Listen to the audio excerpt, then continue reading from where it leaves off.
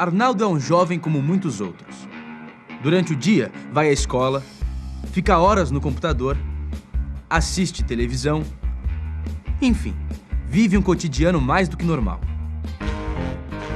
Mas à noite, no sótão de sua casa, tudo se transforma. Ele mergulha nos livros e contempla o céu. Nesses momentos, com a curiosidade aguçada, Arnaldo assume uma nova identidade. Ele é o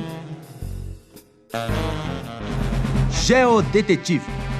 As aventuras do Geodetetive. Episódio de hoje, por que aqui é mais quente do que lá? Puxa, eu achava que entendia muito bem uma coisa, que agora eu começo a desconfiar que não é tão simples quanto parecia. Sagan, você tá aí? Pois não, caro Geodetetive. Diga do que se trata. Estou aqui, às voltas com uma questão. O Sol é muito maior que a Terra e está bem longe dela, certo? Nesse caso, podemos assumir que os raios solares atingem a Terra em paralelo. Correto, Geodetetive. Agora o que está me intrigando é o seguinte. Se em todos os lugares da Terra os raios solares chegam em paralelo, por que existem lugares mais quentes que outros?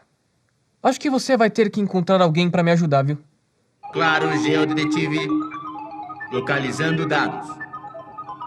Encontrado.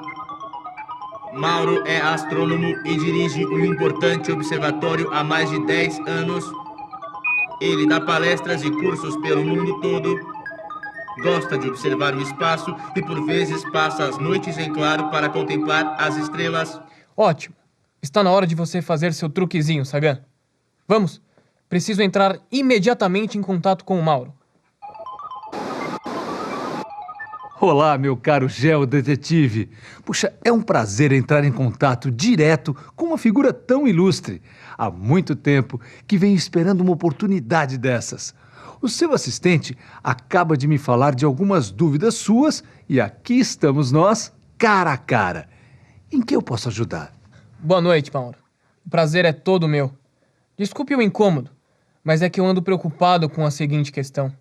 Se todos os lugares da Terra recebem raios de sol paralelos, por que esses raios não aquecem todos os lugares com a mesma intensidade? Bom, Geodetetive, sua pergunta é simples e direta, mas a resposta nem tanto. Eu imagino que você já conheça o movimento de rotação da Terra. Claro, o movimento de rotação é o que a Terra faz em torno do seu eixo. Para dar uma volta completa ao redor do próprio eixo, a Terra leva 24 horas, ou um dia. E por causa desse movimento de rotação, na parte da Terra que estiver voltada para o Sol, será dia. E na outra parte da Terra, a que não estiver sendo atingida pelos raios solares, será noite. Exato, Geodetetive. Da superfície da Terra, vemos o Sol caminhar no céu ao longo de um dia. Mas de outro ponto do espaço, é possível perceber o movimento de rotação da Terra em torno do seu eixo e o Sol parado. Nós chamamos o que vemos da Terra de movimento aparente do Sol.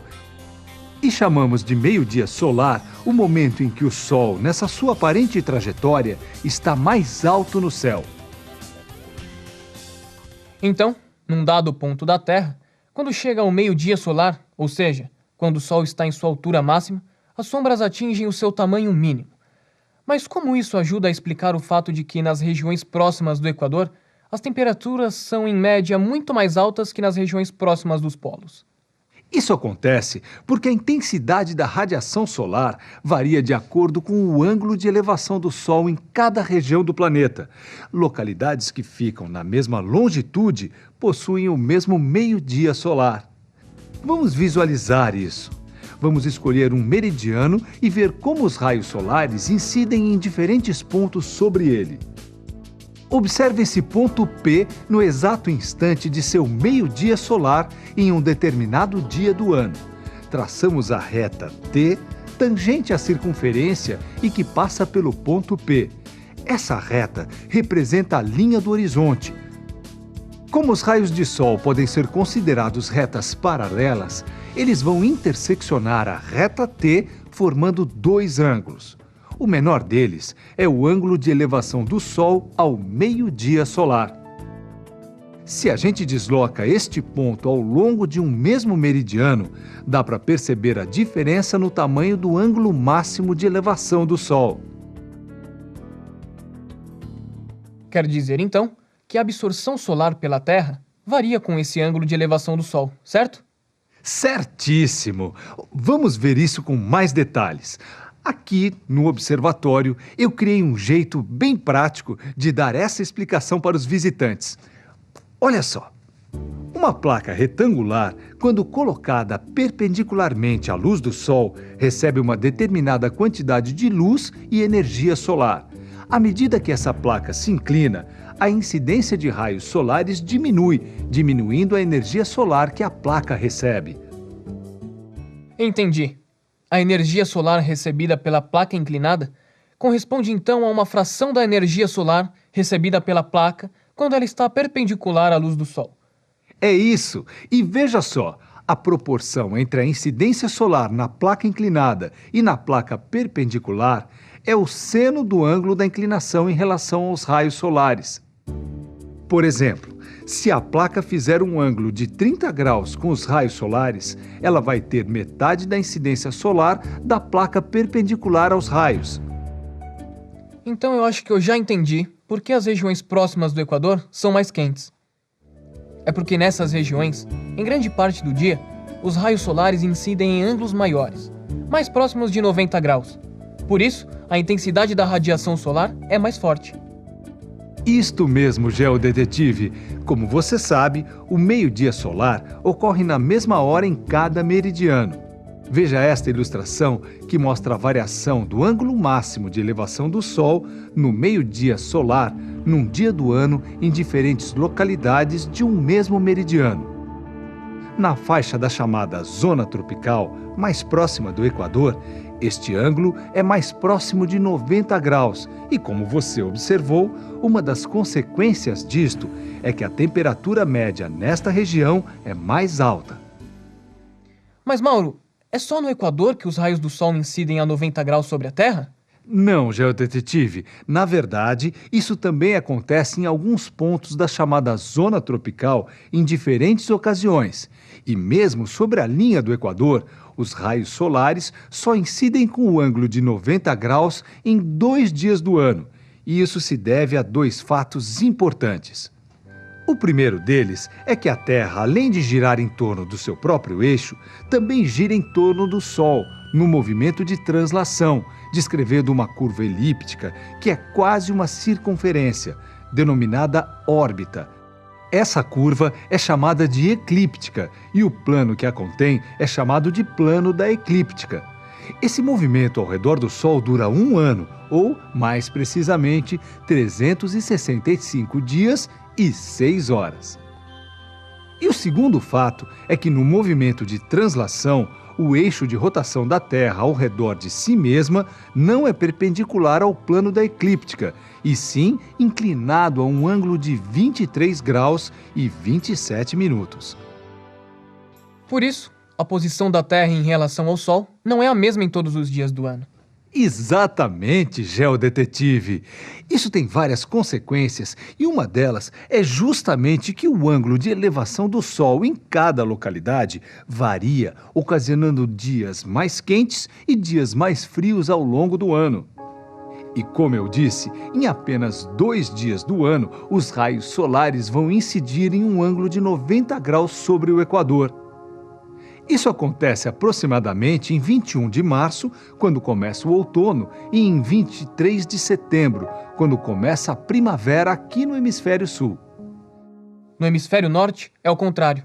21 de março é o início da primavera e 23 de setembro, o início do outono. Isso mesmo. Além disso, o ângulo de inclinação da Terra define 2 paralelos especiais, que são os de latitude 23 graus e 27 minutos, norte ou sul. O do norte é chamado Trópico de Câncer e o do sul, Trópico de Capricórnio. E o Sol fica a pino no meio-dia solar apenas uma vez por ano em localidades situadas em cada um desses 2 trópicos. No Trópico de Câncer, isso ocorre aproximadamente no dia 21 de junho, Já no Trópico de Capricórnio, o dia é aproximadamente 21 de dezembro. Essas datas de ocorrência de sol a pino nos trópicos marcam oficialmente o começo das estações de inverno e verão nos diferentes hemisférios. A região localizada entre esses dois trópicos é justamente a que recebe o nome de zona tropical. É a região mais quente do planeta. Os ângulos de elevação máxima do Sol variam ao longo do ano, mas ainda assim sempre possuem valores grandes. Além disso, cidades entre os trópicos possuem sol a pino 2 vezes por ano. Exatamente nos trópicos, o Sol está a pino só 1 vez por ano e os locais entre os trópicos e os polos jamais veem Sol exatamente a pino. Nossa, que legal isso! Eu nem suspeitava que as latitudes dos trópicos e as datas de início das estações estavam relacionadas com o ângulo de inclinação da Terra. Pois é, caro geodetetive, e na verdade isso também tem a ver com dias e noites mais curtos ou mais compridos. Com licença. Bom, agora eu preciso receber um grupo que veio observar as estrelas. Eu vou ficar esperando a sua visita, hein? Pode ter certeza que eu não vou demorar para aparecer por aí. Bem, Mauro, muito obrigado pela ajuda. E até outro dia, então. Sagan, essa conversa com o Mauro me tirou muitas dúvidas, mas também despertou várias outras. Descansa bem essa noite, pois acho que amanhã vou precisar de novo dos seus serviços. Pode deixar, geodetetive. Boa noite.